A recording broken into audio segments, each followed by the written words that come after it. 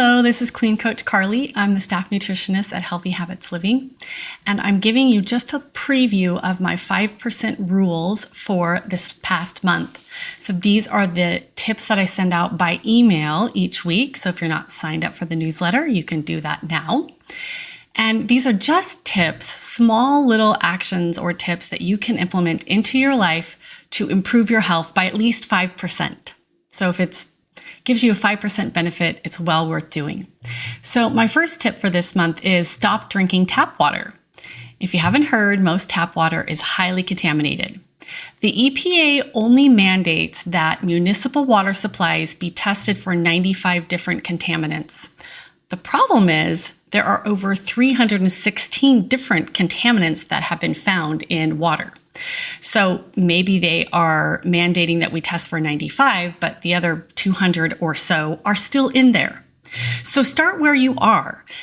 Whatever filter you have, start using that until you do a little research and upgrade to a better one. Stop drinking tap water. My second tip for this month is eat real meat or real plants. Now that seems pretty obvious. Here's the study. The study shows recently that over 100% of participants in a study about vegans and vegetarians had elevated inflammation markers. And that was not due to eating plants. That was due to eating things like the Impossible Burger. Because these plant meat food substitutes are often filled with other preservatives and chemicals to enhance their flavor.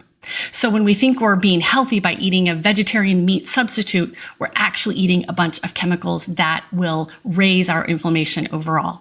So eat real vegetables and real meat, either one or both. The third tip for this month is eat at least one egg per week.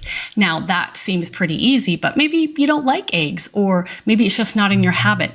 But a study showed that just one single egg can lower your risk of Alzheimer's, which is a brain disorder, can lower the risk by 47%. Now, my guess is that the risk would be even lower if you're eating more than one egg per week.